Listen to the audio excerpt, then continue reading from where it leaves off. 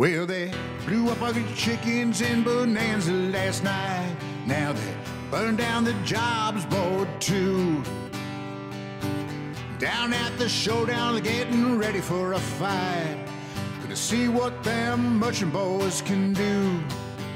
Now there's trouble busting in from CBS, and Jonathan Cars can't get no relief.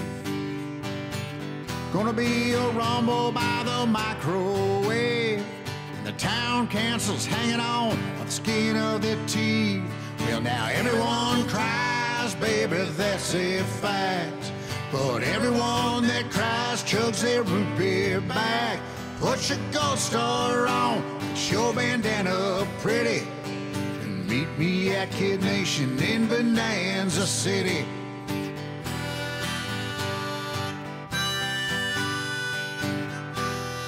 Hello, hello. Hi. Welcome to Kid Nation, the only Kid Nation safe space, pioneer friendly podcast. Yes, it's just us. It's just, you might have searched Kid Nation in the Apple Podcast app and found another Kid Nation podcast, but that one doesn't count. We don't talk about them. They're coward. They didn't finish their duty. They only made it up to 3 episodes. They probably died in the sandstorm. Actually, they did end on episode 3, so they did die they perished in the sandstorm. So even if we only make one more episode, at least we beat those 2 guys who could only make it through 3 episodes of a podcast. Who are also recording on a potato. Also, there should be more shit talking in the podcast universe about podcasts of a similar theme. Like, why not? Yeah. Tear down your competition. We are living rough and wild in the west of Bonanza City. There are no laws or God. There's no laws or God, just acts of God, like a sandstorm.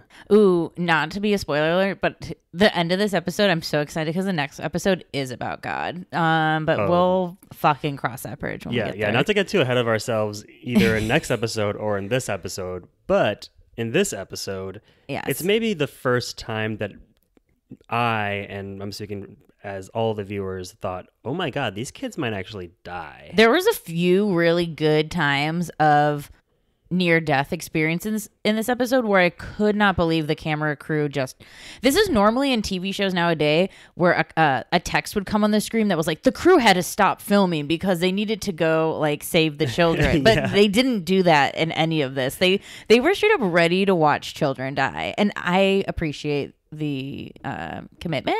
Yeah, the gumption, the chutzpah of these cameramen. I mean, wouldn't you as like a human, we should talk to some camera crew people, because like, wouldn't you as a human be like, I must stop this? Yeah, like I said, not to get too far ahead of ourselves, but You'll know what we're talking about. 9-year-old child charges a grown bull like Johnny Knoxville in Jackass 3 status. Like, the camera person was definitely like, he's getting impaled and we're just going to watch this. This is fine. But we'll cross that bridge on an episode aptly titled Deal With It. This is the first snuff film shown on CBS. Oh my God. Have you ever seen a snuff film? I shouldn't ask you. You probably have.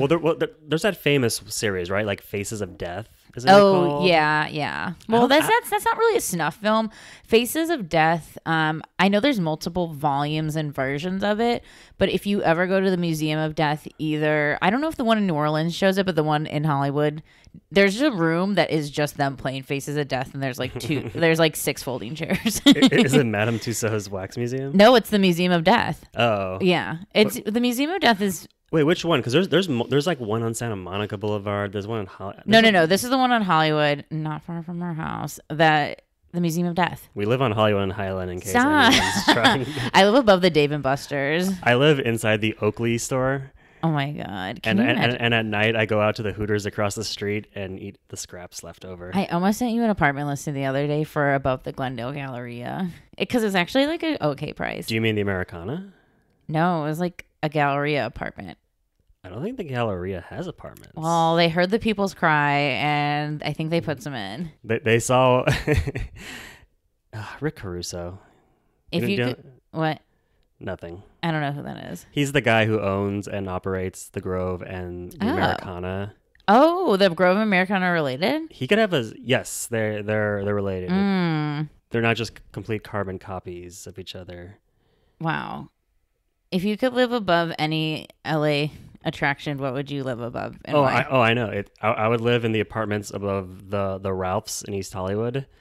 You know, it's kind of a running joke to say, oh, yeah, I'm going to get an apartment in the Americana. But I would get one above the Ralphs on a Hollywood and Western. Okay. Those ones are really, really good-looking apartments. Yeah, because you live on the 3rd floor, and on the 2nd floor is a Ross and a Daiso. Yeah. And there's Big Mama's Pizza. Mm-hmm. There's a Marshall's across the street. Yeah. Easy access to the Red Line. Petco. What about you? Would you live in these Glendale Galleria apartments, or? I'd probably live above Pump and like West. I would just want to live like right in like the Viagra Triangle or whatever it's called. Wait, what is Pump? Pump. Oh, like the Lisa Vanderpump. It's like in the worst part. It's like in the most congested, horrible, crowded part of West Hollywood with nothing going on. I thought it was called Sir. There's 2. I don't actually know. I don't watch those shows, even though they're popular. But I think that would be if that was my torturous hell. But I guess that's not really a complex of convenient things. Anyways, I live in Bonanza City. None of these places are Bonanza City. None are Bonanza. Also, I think I'm disassociating from Bonanza because I'm like was so freaked out during this episode. Okay, the first thing that I thought the children would die from is doing Irish car bombs with root beer. Oh yeah, that was that was a great visual start to this episode. All right, guys, this has been a really tough week. We've all worked really hard. We've all accomplished a lot. So this party, it's for everyone to have fun. Greg leads a toast. He's cheersing the night away. Everyone is just, what are they celebrating exactly? I think it's just, episode 3 is like a sink in that they're here. Like we're in Bonanza now. Like we're not going anywhere anytime soon. Although it only says day 9. Yeah, it's still pretty early. It feels early. like they've been there a month. Yeah, they're like, they have a whole new perspective on life. Kids are ragged as fuck. But yeah, they're leading a toast, or Greg is leading a toast of Irish car bombs, and we don't exactly know what the car bomb aspect of it is because they're drinking root beer. Man needs his root beer.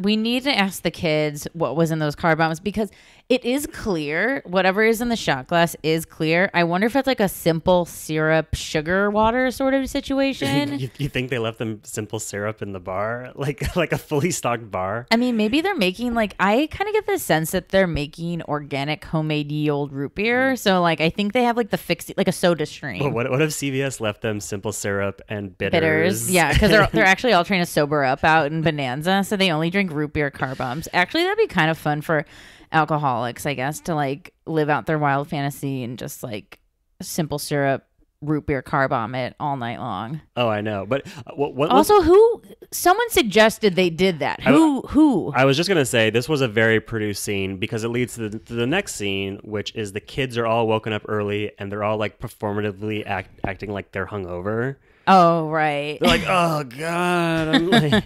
Oh, and also, this is where we first see the, like, basically Indiana Amish sisters of Mallory and what's her Olivia, who are their sisters. And we met Mallory before. She's the little tiny miniature munchkin who, like, is basically also an Eastern European landlady who, like, runs the merchant shop. Yeah, she looks like your 80-year-old Russian neighbor. Yeah, she's great. But so those kids are like, we can't go to the party. We have a fucking showdown tomorrow. And it's like, bitch, you're not really getting hungover. But obviously they're hella Christian, we find out as well. Yeah, because these kids are going wild off these Irish car bombs made out of root beer and like Sprite. But Sprite doesn't have any caffeine and neither does root beer. So root beer can have caffeine, but a lot of them don't. Traditionally, it does not have caffeine. Traditionally, it does not. If you want caffeine, root beer usually doesn't have it. I think there are some root beers that add it. Yeah, if you've been drinking root beer all your life thinking it's giving you a little jolt, wake up, dumbass. Ooh, Mary Fuck Kill, Barks, A&W. I honestly could not even begin to tell you. And Dad's. I don't remember the last time. I was probably 10 the last time I had either of those. Do you know these brands that I just said? Or these labels? I've had the first two. Of course, I've heard of Barks and A&W. Dad's, I've heard in recent years, but I've never tried it. Dad's is the best. Really? So I'd fuck Dad. So you'd fuck Dad? Well, maybe I just marry Dad because it's kind of like I'd rather it be a long-term sort of thing. I probably would fuck Barks then because it's got bite. And then I would kill A&W because honestly, their chain restaurant is not very satisfying to eat. Do you know A&W's chain restaurant? I mean, this might have only been in Woodfield Mall, Schaumburg. That's a Midwest thing because I hear people saying like, "Oh, let's go down to the A&W," and I'm like, "What? You're going down to a can of soda?" So A&W, I've only seen in a mall in Schaumburg, Illinois, at the Woodfield Mall. And A&W has a vibe, like, I'm not sure if it's related to the Flintstones or whoever did Hanna-Barbera type, like, imagery. I feel like there's cartoons involved and it's very like about that life. I remember like A&W was like a field trip type treat, so it wasn't a regular Eats. Okay, they do have a root beer mascot that looks like, I mean, is this not the most Hanna-Barbera looking shit you've ever seen? He looks like a banana split. For anyone who's not watching the live stream that we're doing of Kid Nation Nation, it's a giant. Oh, are you gonna school me that podcast is a audio medium, and when I talk about a picture, it's like not cool? No, I was just doing a bit where I was going to describe this bear not wearing pants, but Jesus Christ. Oh, no, it's okay. I just wanted to go on that rant. Wait, who doesn't wear pants? The bear that no one can see right now. His name's Rudy. Rudy. Rudy Tooty Home Rudy. Anyways, one of my favorite things, so the kids are being woken up early, like the town council. And Why are they getting woken up early again? I don't know. But the kids are getting woken up early by the town council and some of the older kids, including Greg. And Greg literally pulls a young girl who refuses to leave her sleeping bag. He pulls her out of the saloon, dragging her down the stairs like a fucking caveman who just like beat a woman over the head with his club. So Greg gets real abusive-y this episode, and I know early on we're like, wait, why is Greg the villain in this whole thing? He seems kind of cool, but that was early on, obviously, in all of these 3 total episodes we've had. And then Greg's real colors come out, and honestly, the hole in his chin gets bigger and bigger with the more the rage he keeps accumulating. Well, the hole doesn't even make its appearance until halfway through the episode. I know. But also, all this mania starts with, like, for some reason, the council, it goes into their church zone, and they have the book is like... I read the journal. They read the fucking good Lord's journal where the text just appears and they're summoned by God to create bedtime. They have to create a bedtime and law. On the 8th day, God created bedtime. It was actually on the 8th day because I think it leads into... Because the 8 leads into 9. What's that? 9 divides the day. I'm singing the Doors. I'm also singing foreshadowing Mallory's birthday. 8 to 9. 8 to 9. But we'll get there. This is also like the secret Illuminati, like what does 8 to 9 represent? But yeah, bedtime, they're gonna put that into effect. Kids are kind of split on that decision, but it's okay. Like everyone kind of has a good hashing out of it, honestly. Yeah, most people are like, yeah, bedtime's it's 9:30. It's not the worst bedtime in the world. Most people are okay with it, but in a weird sort of editing, like they kind of go back afterwards to Greg, who's still arguing with one of the kids we don't really know, and he straight up calls her a bitch. Oh my God, he rolled on my leg. Let's go tell everyone. Ow, I'm a little bitch. Ow. He fucking calls her an unbleeped out bitch, and it was like truly like a 6-year-old. He called a 6-year-old a bitch. That was shocking, actually. And so in the midst of like Greg is like truly freaking out, and I think it's just because he realized I think he panicked that he'll never get the gold star and just started acting out. We used to respect you, Greg. We used to thought that you deserved the gold star. You just proved all of us wrong. Well, everyone needs to shut up and get away from me right now. I'm not kidding. You're acting like the village idiot. I'm the village idiot. You're the village idiot. Starting. Okay? You gonna tell me anything? Tell it to my face.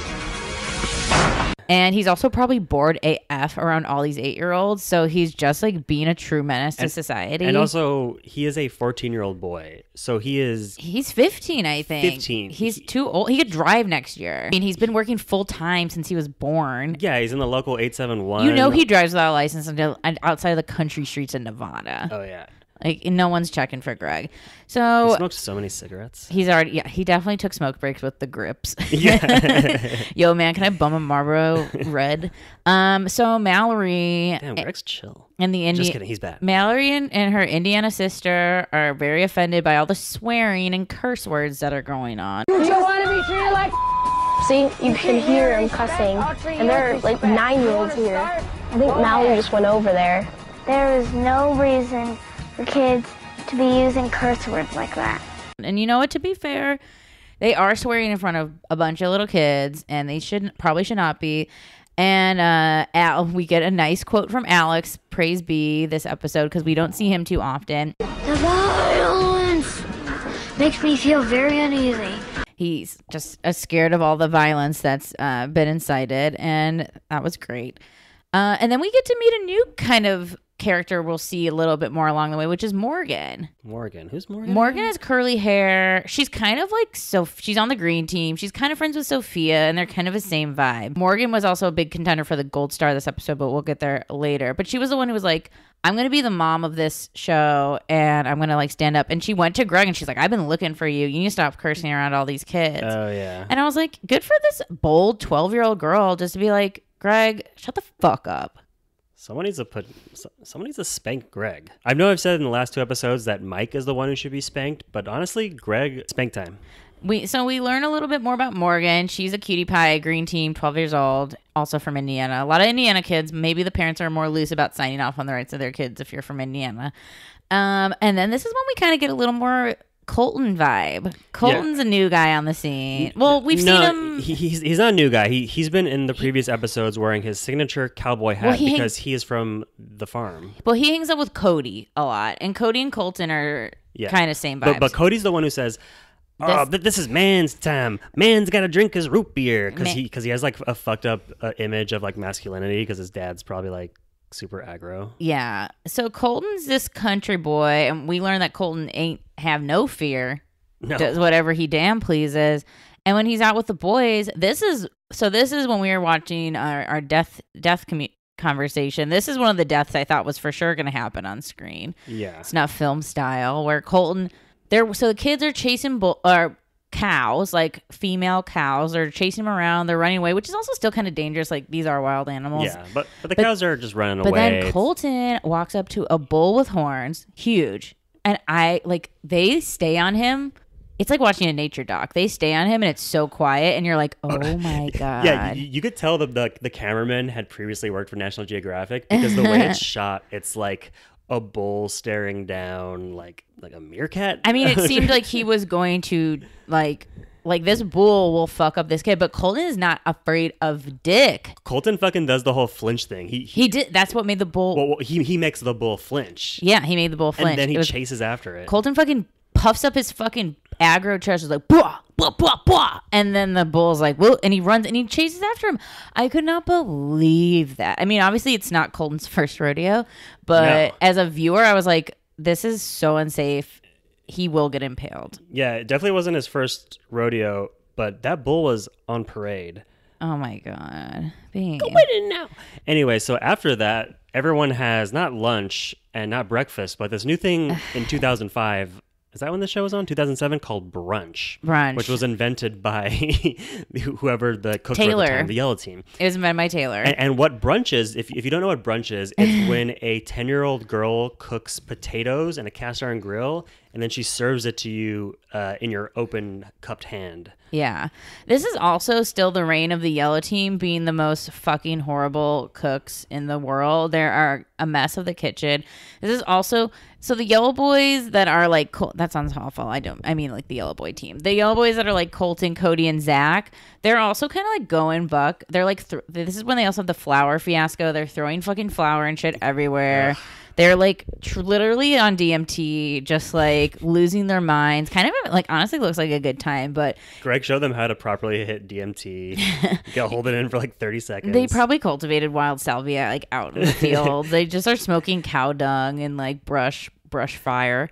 So they're going nuts, and honestly, Bonanza City is all about instating order and rule and becoming a proper civilized. I mean, it's about it's becoming a square, man. That's basically like truly what Bonanza City is all about. Like the opposite of Bonanza City is a little thing called tune in, drop out, and whatever the third one is. Toads. Also, during this cocaine flower party that they were having, Mallory, our little sweet, our little babushka baby, is raking the flour for some goddamn reason, even though she's upper class, and she's like, I just can't sit around here and not help. If only Mallory knew that 80-mile-per-hour winds were on the way, and she didn't have to sweep up that flour. That's like our horrible neighbor that waters the driveway in the rain. God, I hate her. Yeah. So is it time for the showdown? It's showdown. Yeah, the showdown happens pretty early, and of course, Jonathan Karsh comes through. Pioneers. He gathers the pioneers, all four districts, and explains yet another extremely fucking convoluted and dangerous showdown.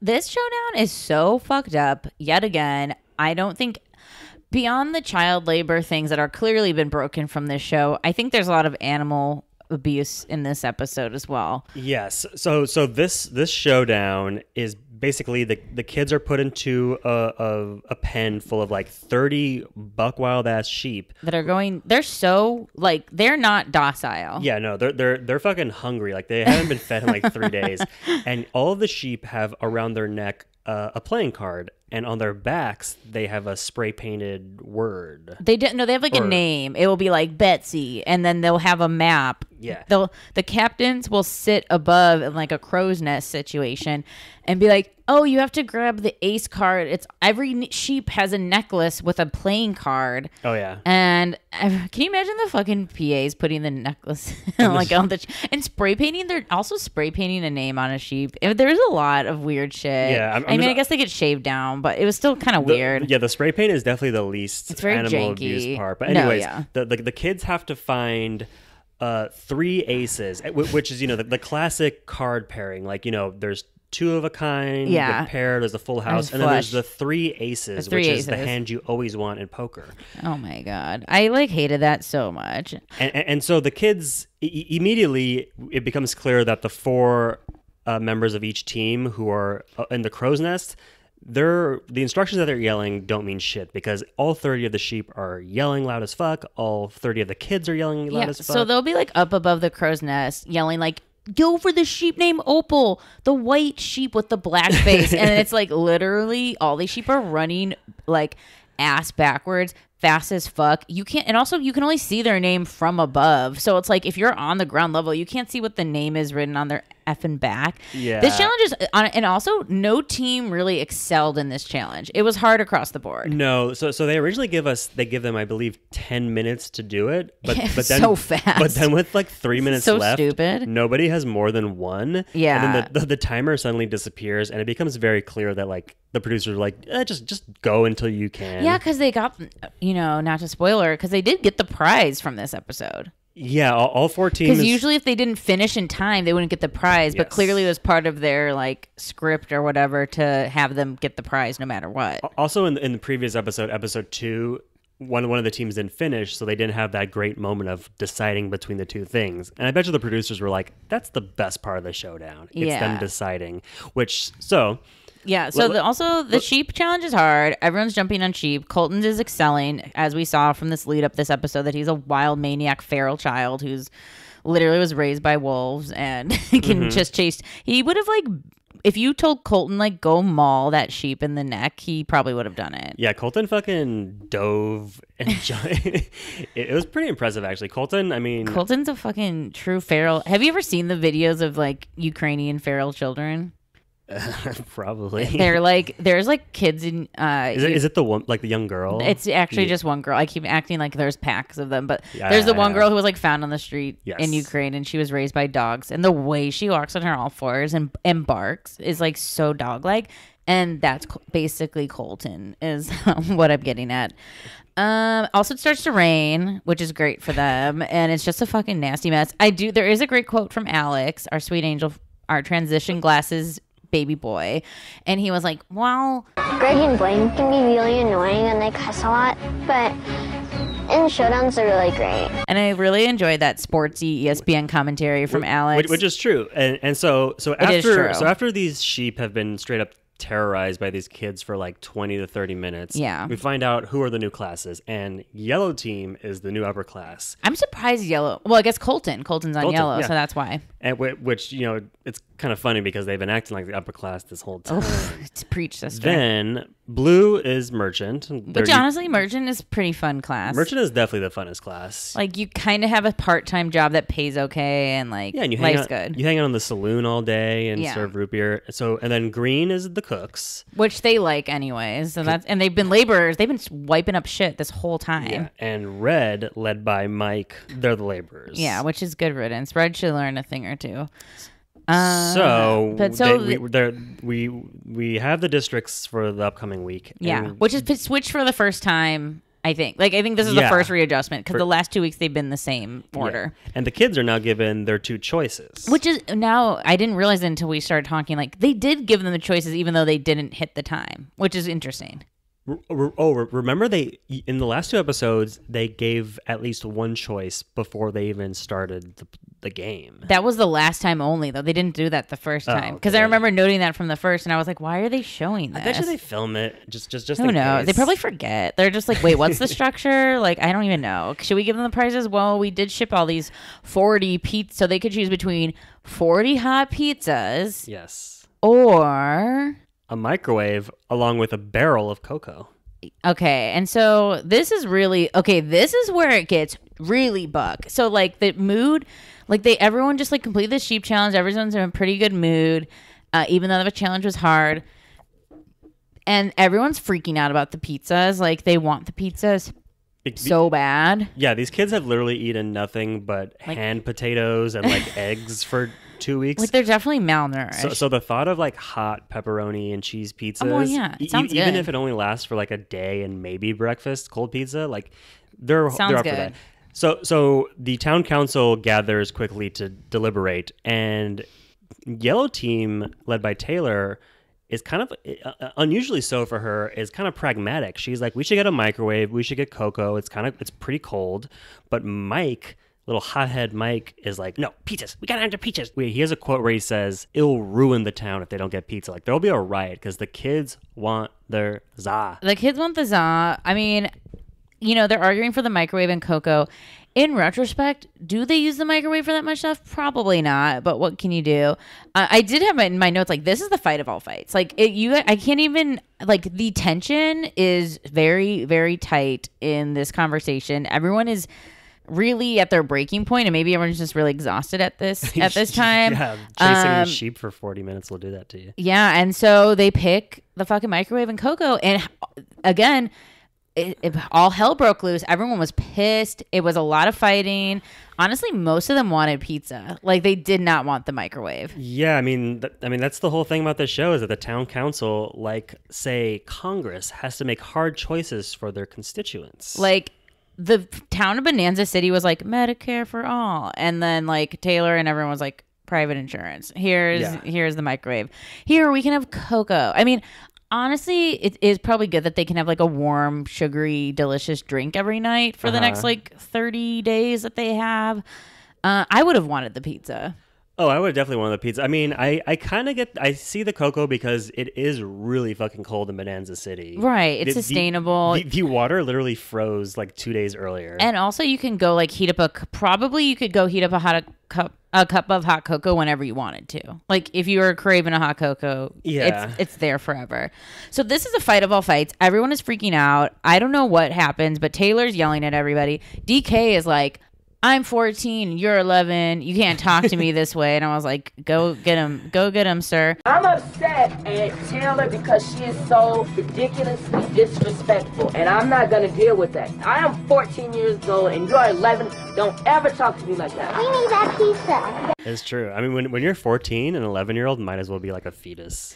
Basically. And then this is also where we get a really great drink President Bush quote. Yeah. If you're out there with a glass of Chardonnay in your hand, chug President Bush got mentioned. So. Yeah, again, it happens a lot. President Bush today, he has to be like, he's kind of bossy and like kind of mean sometimes. Because if you want to run a country like we're running this town, you have to be bossy to get people's attention. Go to bed! So Taylor's like, it's in her confessional time where she's just talking to camera and she's like, I gotta make a lot of hard decisions, and so does like President Bush. Like, he's like a mean guy, and like, but people take him seriously because he's like mean and he like really is authoritative, which is like so weird because like historically, George W. Bush was really not known for that. I feel like he was kind of like a big dumb soft teddy bear. Yeah, no, he was a monster of, like politically, but as a person, like he was just kind of like a dumbass son who failed upwards into the presidency. Yeah, like people, he's like, I don't think of him as like an aggro bitch. I mean, this has never been said before, but he's like the president I'd like to have a beer with, honestly. Wait, what? If we're talking about it. I would grab a cider with the Bush. Hot cider? Yeah, not a hot. Ew. I drink some milk with Pappy. Oh my god! Rest in peace, H-Dub. So, anyways, drink President Bush's. President Bush is kind of mean sometimes. I like bad policies and endless war, yes, but mean.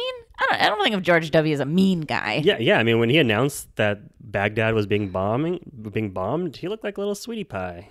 That's like why he got away with so much shit. It's because he's a cancer also. Like it's just like he's got that watery dumb face. That's just he's a cancer in more ways than one. Yeah, he's a cancer in my ass.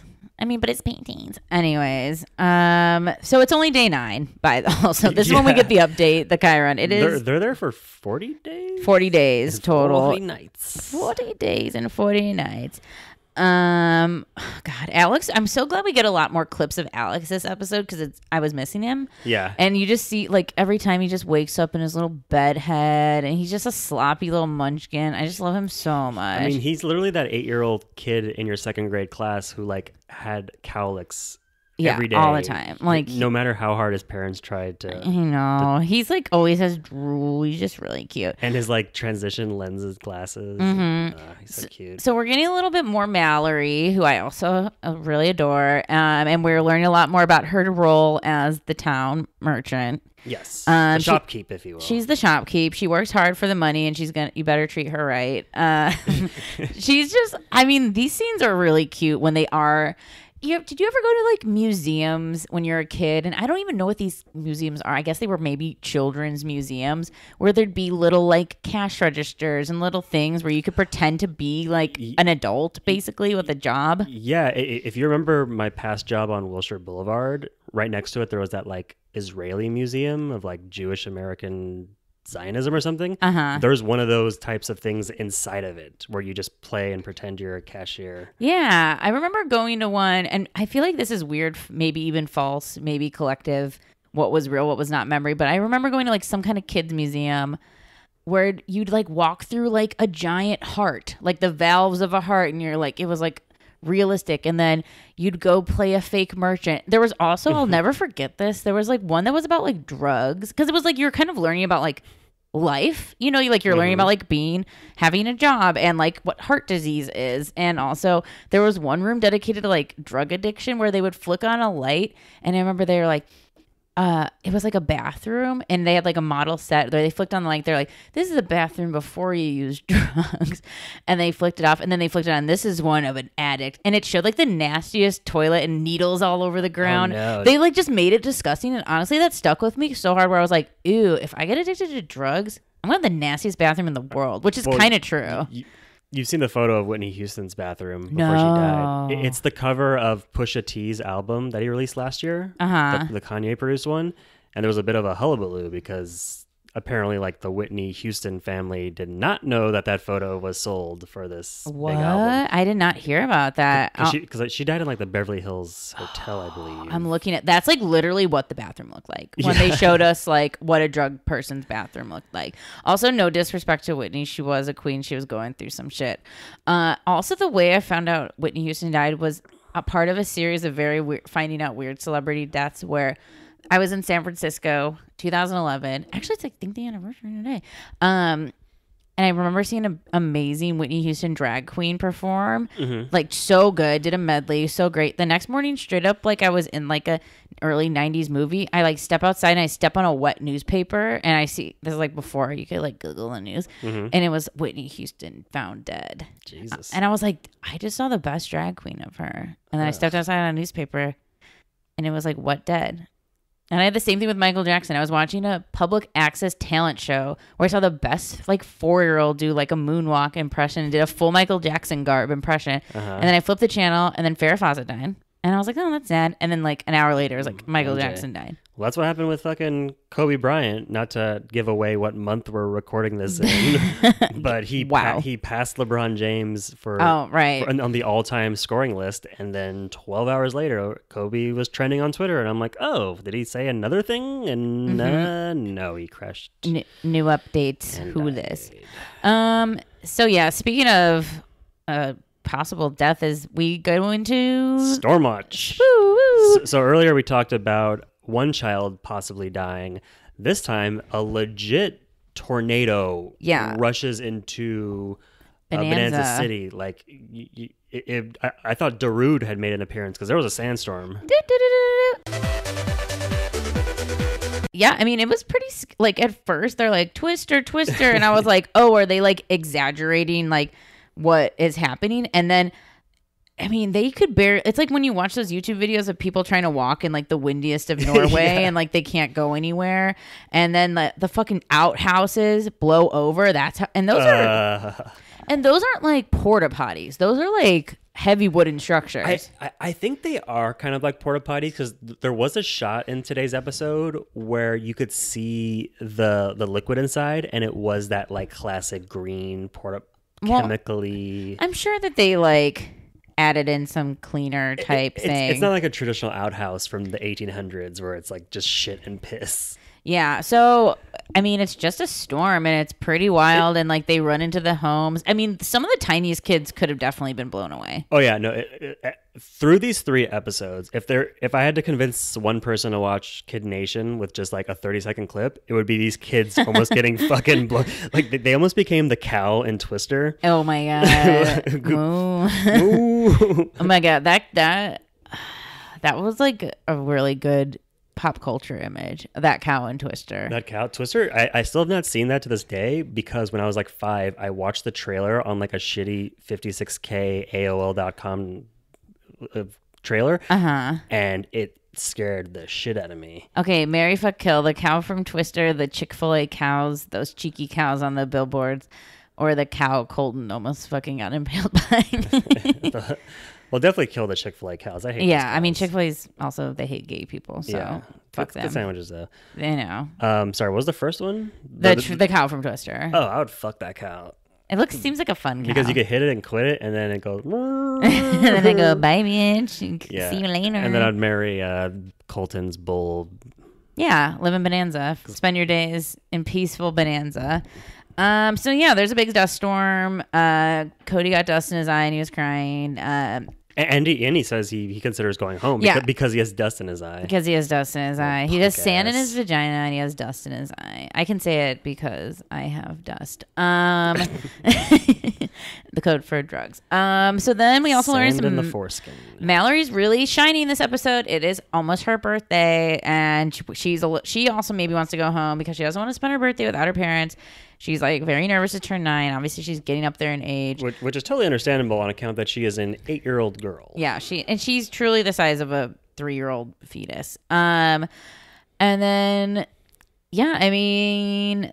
Then we just go right into the gold. I mean, this episode really chugs along, and we go into the. Oh wait, before the council, they do the first open call audition. Yeah. Because I think before when they do the star, I think people are kind of like bamboozled, and I think they wanted to seem like a fair and just judicial system, so they went to the church zone and were like, "Hey, open call, 1 to 2." Come plead your case of who should have the gold star this week. So everyone would come in, and you're hearing a lot of Greg's vote, a lot of votes for Greg. Greg even votes for himself. His chin hole, again, getting huge, big by the day. Oh yeah, we should explain that. So in the beginning of the episode, when Greg is just like, clubbing women and calling them bitches, his chin looks normal. He always has a few scrapes. Like, I wouldn't say he's got a clean mug. He always has like he always has a scratch here and there. Like, he really does. Well, he has acne. No. It's like from like roughhousing. Roughhousing with Blaine. Roughhousing, obviously. But then about halfway through the episode, during the showdown, suddenly he has this huge scab on his chin. It's huge. It's getting bigger and bigger. It's gross. Fucking... nasty ass Greg. It's literally like annihilation, like taking over his face. It's just like a force field of like blood and mucus. It's venom. Oh my God. So he pleads his case, and then some people vote for Morgan, who we met, who's nice, and she's like the den mother. And then Olivia pops in with a power move and is like, hey guys, it's me, Olivia. Obviously, your sweet Indiana Christian girl. And I'd like to nominate my sister, Mallory. As you all know, Mallory is quite small, but she is mighty in will. Also, it's like her 9th birthday tomorrow, so it would really make her day to be acknowledged by y'all. And that worked like a fucking charm on the council. They really took that into consideration. They're like, oh yeah, They all like put their hands in their head like, oh God, it is her birthday. We have to give it to her. And I was like, no, you don't. No, you don't at all. Well, these kids have only had like 10 birthdays. They still put so much stock into it. I know. They looked like they were asked to be like the best man in her wedding. Like they were like, fuck. Can I make the flight? Should I do this? And they're like, yeah, I got to do it for my girl, Mallory. I got to show up. So they all hear those things. And then we get into the council. And again, this council is hot. It is not calm waters in Bonanza. You know what it reminds me of? When you were in high school history class, did your teacher ever show you question time with Parliament? No. So Congress in America, like, it's, you know, there's always this like veil of like respectability. Everyone calls each other the distinguished gentleman from Tennessee is now speaking. Right. In Parliament, once a month or so, the prime minister is forced to go to Parliament and then just gets fucking railed by all the what do you call them? The parliamentarians, the MPs. They just ask question after question, mean questions. They yell, they boo, they clap. This is kind of what this version of the town council reminds me of. Oh yeah, we're not happy here in Bonanza. It's an anarchy in the UK, aka the BC, aka Bonanza City. God save the Queen, aka Taylor. So. They are like, you know, they team up. First of all, no one's going home, even though we had 2 scares with Cody and Mallory, but all is well in Bonanza City. And then I don't know how it gets brought up, but I think it's because the green team is back in the kitchen, and we learned early on that they had to clean a huge mess of dishes that were left by the yellow team as they transitioned into the new job. The yellow team is like the worst roommate. Yeah, like basically. They're your shitty freshman dorm person whose like mom has cleaned up for them their entire life, and they're like, wait, I'm supposed to clean up dishes? They're like the people that keep like their food nasty dishes like near their bed for days and days and days and days. Except they're supposed to be in charge of you, and they can't even be in charge of themselves. So the green team just starts a riot, and everyone's on board because everyone agrees. And then Taylor's like, well, y'all just need to like know that we're like royalty now and y'all need to deal with it. And then they were like, no, you had one job and you even do your job when you had the job. And Taylor starts crying. This is the second episode that she starts crying during the council meeting, which like makes you sympathetic for like a millisecond. And then you realize like, oh, she does this with her mom all the time. No, baby, I've been this brat. You cry when you're out of options, like, and you're just like, all right, feel bad for me. Oh, I know. Also, I know, make me cry. It's my kink. But yeah, she's busted. She has no excuses. Everyone's mad. But the reason she starts crying too is because all the council's like, we want a fucking re-election. Like, we want like new council. Yeah. The town itself is like, re-election. They're again like the UK Parliament. They're calling for a snap election. Yeah, so they're like, they're something. I don't know. So they're like, yeah, we want a new council. So we're getting teased that I think that might be coming up soon, which I mean, why not? Like, time. Yes. Spoiler alert. The 4 heads of the town council don't always stay that way. I do. This crew though is kind of like the iconic crew. Oh, like it's like who I think of. I'm like trying to think of the people who come up next. This is still my second viewing, and I only remember one. I like remember one, and I don't even think he's right away. I think he's like later on. Are you thinking about the yellow team? Yeah, I'm thinking about the yellow team. Wow, same page. And so it's gold star time, and the gold star goes to. That's not a drum. Mallory. Babushka. Ah, yeah. Babushka, babushka, babushka, yeah, yeah. Do you know what song that is? I don't. Oh, it's Babushka by Kate Bush. Oh, I never really got into Kate Bush. We'll work on that. It's a hard barrier of entry. Well, it's produced by all the Pink Floyd dudes. So once you like all of them, David Gilmour, can't remember. Roger Waters, Nick it's definitely Mason? Produced by some Pink Floyd boys. So once you tell a guy that it was produced by men, they usually start to even like it. Sid Barrett, the crazy diamond who shines himself. Oh my god! So Mallory wins the gold star. Basically, they go.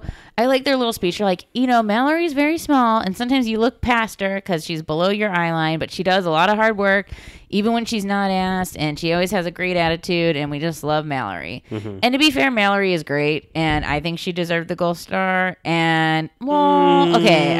As soon as I said it, I took it back.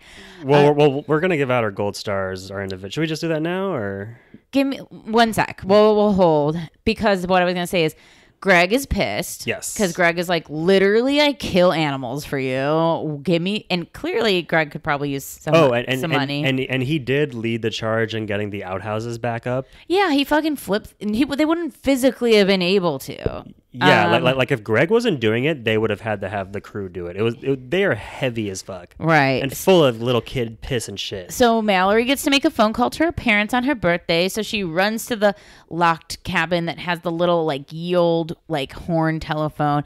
And she's like, Mama, Papa. And her parents, who really look like they were in the beginning of a porn. I don't know. Yeah, we both felt that when we watched it. It's shot with like this weird soft focus. Also, our parents are like kind of hot. Like they're hot enough like to do kind of like weird porn. For all the dudes out there, it was very much like a 2006 Naughty America video. Oh my God, babe, please stop. All right, 2007. Hey, that'd be the same year. Oh, yeah. So damn, maybe they were. Maybe yeah. Anyway, so they're like relatively like we learned that Olivia and Mallory did not like swearing because they grew up in a super strict Christian household. And for some reason, I imagine them with very like scary, rigid looking parents, but their parents look like porn stars. So that was what we got. And Mallory's like, I'm 9. I got a 20 grand gold star. Mallory literally got 20 grand for her 9th birthday just because everyone in the town felt bad for her. Like they were guilted into giving her 20 grand. Yeah, but that doesn't count since it goes to the parents and they just put it into something stupid like a college fund. Also, they probably gave like 10 to Olivia. Like those parents probably used it for like all the kids. They probably fucking tithed the whole thing to the church. Ugh, God, they probably did. Yeah, so that is pretty much it. And that was deal with it. That is deal with it. Is this the first episode where Taylor says deal with it? Is that why it's called that? She says it in another like one of the ones we talked about, but on the in-camera interview, and I don't think she did the yell. I can't remember. Oh yeah, I think a producer like fed her the line. Yeah. So, and this is the first we're seeing it. I think we're gonna hear, and the kids say in this episode, "I'm sick of your deal with it attitude, Taylor." So they're like already over her vibe. Mm-hmm. But yeah, the gold star was a pretty controversial moment, I feel like. Oh no, she said deal with it last episode. Mm-hmm. But I think we're going to get more deal with it. I don't think we're done with deal with it. Oh no. Do you have a gold star? Who would you give him the gold star? No. Oh, easy. Colton. Colton is a fucking maniac in this episode. He charges a bull and then kills it with his bare hands. He then chases 30 sheep, gets the 3 aces. Uh-huh. And he's a fashion icon. With that hat, he stands out. Yeah, I don't know. Orville Peck, look out. Is that his name? Yeah. I'm like intrigued with giving Greg the gold star because I think he's got like, I think he like needs it. Like I feel like he's really down and out on his like I just get the sense that he's like, you guys don't even know how bad I need this money. Like I get a real desperate like Uncut Gems energy. Well, he needs to fix his ATV. Yeah, and in the hole in his chin. But yeah, I don't like want to like, I don't know, maybe it's also because Greg was so rude this episode and called the child a bitch. I would probably have given it based on this episode to Morgan, the girl who called Greg out, because I thought that was really brave of her. Yeah. She's on the green team. She's doing all the dishes. She just seems like a good energy to have around and just like a chill vibe in the town. But also, honestly, not that mad that Mallory got it because I just love her also. No, she holds down she holds it down. She holds down the merchant class. She holds down the goods store. Yeah. She's just a true down little munchkin biatch. Also, she is dressed like the IKEA monkey. I think that's cute. It is really cute. Hopefully we can get the sisters on. We found their Instagrams and looked at them. So they're older now. It's weird. It's weird how age works. It is weird how age works. And we do see the Chiron change, right? In front of our eyes. Yeah, we see Mallory's age go up from 8 to 9, which is kind of cool. That's a cool little moment. It's kind of like watching the odometer in your car change, except it's for an 8-year-old child who's being held against her will in New Mexico. And then also there was, I think, a point where Sophia, who we know and love, called Greg the village idiot, which was also awesome. That was a hell. Even if that was fed, I mean that fits. I don't think it was. I think she's got that like fun ye old lady vocabulary. You're the village idiot. I enjoyed that. But this was great. I feel like this was a very drama packed episode. It really between the weather, the natural forces at B, and the they're kind of starting to go a little local, go a little stir crazy, starting to hate each other a bit. So it's really just now it feels like, we are just in Bonanza. It was new before, but now we live here, bitch. Oh, yeah. Get used to it. Yeah, it's like when you watch Westworld or Sopranos, you're like, oh, God, I'm in this world. We're in this. and it heats up next week. If you're watching along with us, which you should be. Next week, they find good old-fashioned religion. I can't wait. Big sweeping themes. Where else? CBS, honey. Yeah. If you lost your religion, if Christian that's broadcasting you in the corner, systems. get that religion back, because it's going to be a good one. And it's not just limited to Christians. We are introduced to the Jew crew. Oh, my goodness. Yeah. Yeah, we are. Oh, you know Pablo Goldstein. Can't wait for that. All right. So we'll see you next time in the Kid Nation. Bye. Pioneer.